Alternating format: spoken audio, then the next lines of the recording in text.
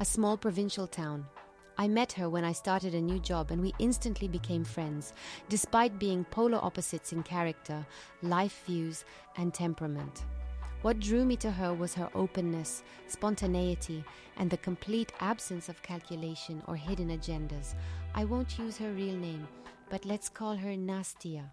Nastia was married to a simple, cheerful guy named Dennis, also not his real name. It was obvious he loved her deeply. He often called her, picked her up from work, and looked at her with eyes full of affection. He worked at a local plant as a technician. They had been together for 5 years and their son was 4. I liked their family. Both were warm, lively, sociable people, which had been trudging along without much hope for the future. Our valuable acquisition bore the proud name. Well, let's call him Roman.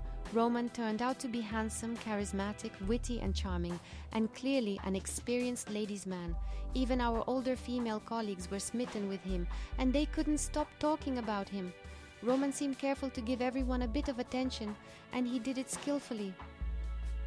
After a while, I noticed Nastia started coming to work dressed as if it were a special occasion. Whenever I asked about it, she would joke it off. But I couldn't help noticing that she went out of her way to cross paths with Roman, ask him for help, even when she clearly didn't need it, and chat with him whenever she could. Roman, of course, never refused a pretty woman and enjoyed her company. Fearing that things might go too far, I decided to talk to her as a friend. I took her to a cafe during lunch and bluntly said that it seemed to me she was flirting with Roman. She denied it, even took offense, insisting that she needed no one but Dennis. Our conversation went nowhere, and I was left with an uneasy sense that something unpleasant was brewing.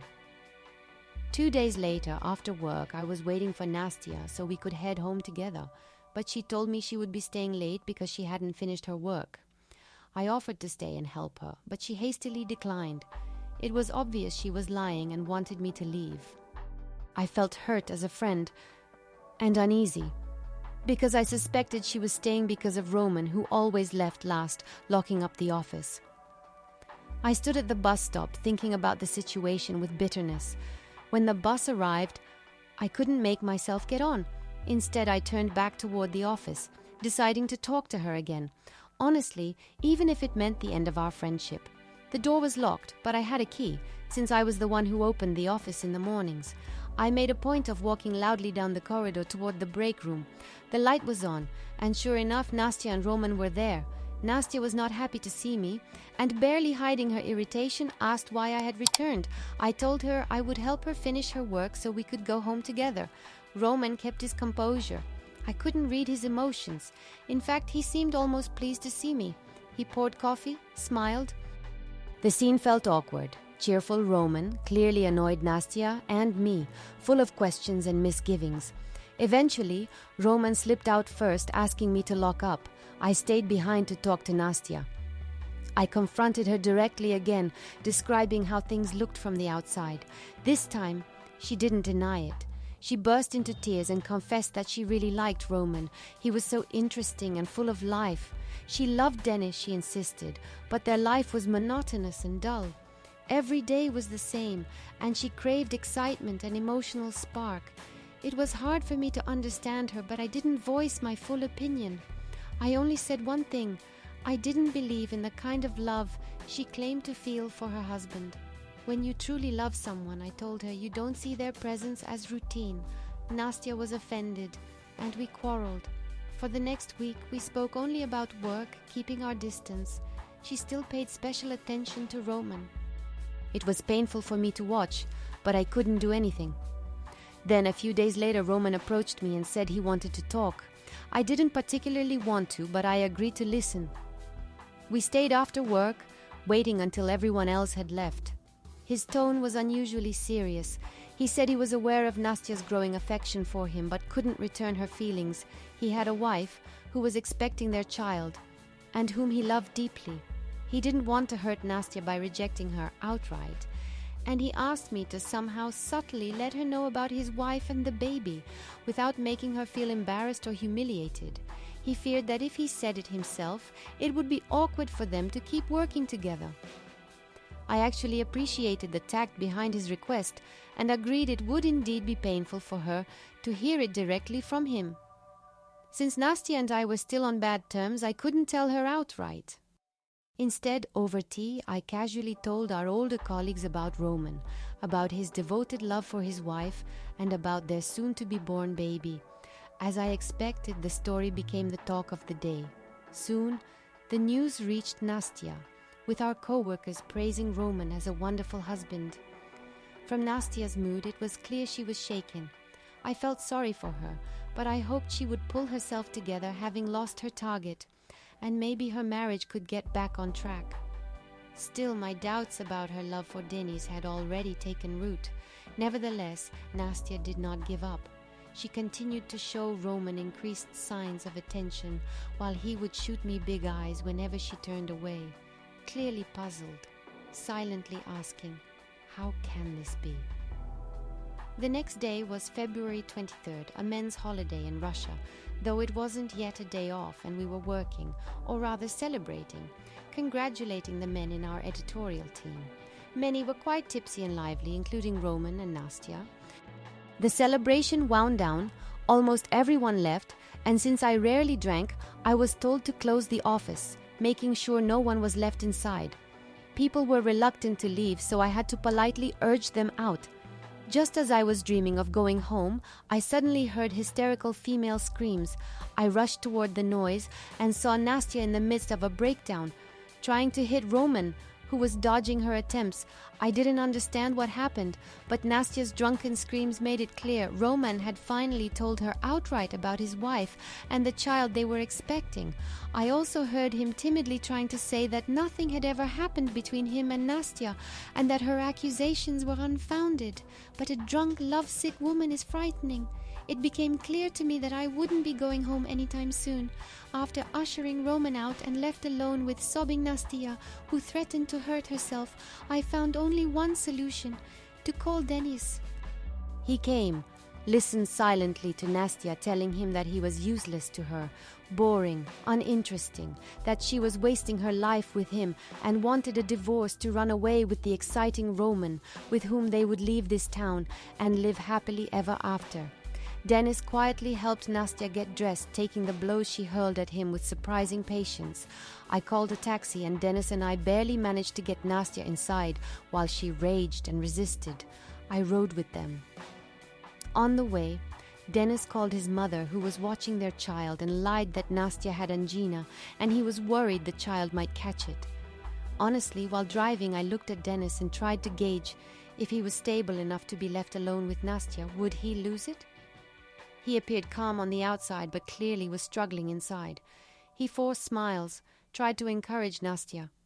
At one point, I asked him straight, was it safe to leave Nastya alone with him? Was he okay? He seemed a bit offended, but said something that convinced me. If Nastya's feelings for me are gone, it doesn't mean mine just vanished. I love her deeply and will make sure she's okay. And I believed him. The next day, Nastya didn't come to work, calling in sick. I went to visit her after work. She looked distraught, tear-streaked and upset. Denis also stayed home to be with her. Nastya told me she no longer wanted to live with Denis and that he should pack his things and leave. Denis didn't argue or resist. She showered him with insults, and I desperately wanted to shut her up. It was unbearable. Denis's patience impressed me. During another of Nastya's fits, my patience snapped completely. I told Denis to pack his things for a few days and come stay at my place. He looked surprised, but I, out of my mind, urged him, calling a taxi. He clearly struggled with the decision, but I was done waiting. I called home and asked them to prepare a room for Denis. Yes, without Nastya. No one asked questions and I was grateful. Nastya raged, insulting me as well, but I didn't care anymore. Honestly, I was grateful to her for that, because after this, Denis took a few things and left with me. For some reason, I wasn't afraid for Nastya. I somehow understood that her egoism wouldn't let her harm herself. Still, since I couldn't be 100% sure about anyone else, I called Nastya's sister, who lived nearby, asking her to come over. Once I saw the sister leave her building and head toward Nastya's, I gave the taxi driver the address, and we left. What happened next? Well, it was pretty ordinary. Having calmed down, Nastya called Dennis the next day, asking to talk. Dennis was hurt and sad but went. I don't know what they said, but Dennis later called us and said he would spend the night at home. It was the weekend, and on Monday Nastya returned to work, calm and thoughtful. She didn't speak to me or Roman. This lasted about 2 weeks. It was difficult since we had to work together, but we somehow managed. Nastya eventually let go and approached us to talk. Calling both Roman and me, she said she wanted to forget everything and asked us not to mention it again. She called it a mistake, blaming routine and daily life without excitement or changes. Dennis, she said, was calm by nature, and she was temperamental. He couldn't provide the emotional storm and thrill she craved, and that's why it happened. But she loved Dennis. With him, it was good, stable, and peaceful. It seemed like a happy ending. But no, it was just a calm before the storm. A year later, Nastya met another man, divorced Dennis. This new man never intended to marry her. In fact, he had a wife in another city. Nastya parted with him and found yet another man marrying him. He was somewhat like Dennis in personality, but unlike Dennis, he enjoyed drinking. Another divorce, then attempts to find her soulmate. But worthy men were already married and she didn't want to be with the unworthy. Dennis years later remarried and seemed happy, though we hardly kept in touch. Nastya and I spoke only a couple of times a year, as I had moved away and visited the town only to see my parents. During one of those heartfelt talks, I asked her what she really lacked. Was there truly no feeling for Dennis? She gave me a simple answer. With Dennis, she lacked emotion.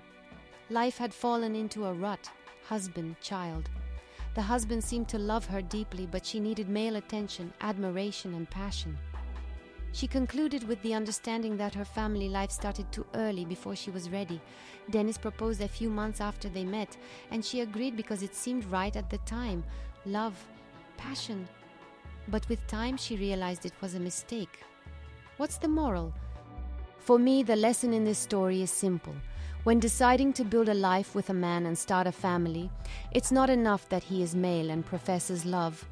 It's crucial first to become close with this person, to truly know him and yourself deeply. Only after the initial infatuation fades and true understanding settles should you decide if you can live without this person. If your inner voice says it's either him or nothing, then it's worth trying to build a life together. The need for emotions will then be fully met by genuine feelings, not illusions. The likelihood of looking towards another man is very low. And men? Oh, that's a whole other story I'll definitely share later. But I do know one thing. Very often, a woman herself is partly to blame if a man cheats. Although sometimes she's not to blame at all, then the question is why she stays with a man who shows from the start that he will cheat.